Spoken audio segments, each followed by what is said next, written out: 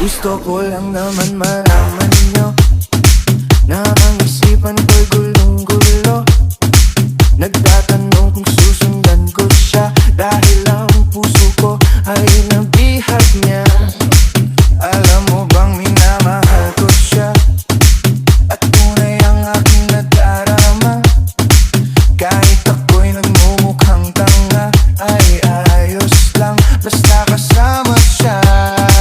Kahit sabihin pa ng iba, nababaliw na akong talaga. Kahit mayroong ibang nagcha-cha-cha, nagrurumba, nagsasalsa. Pwedeng sabihin nyo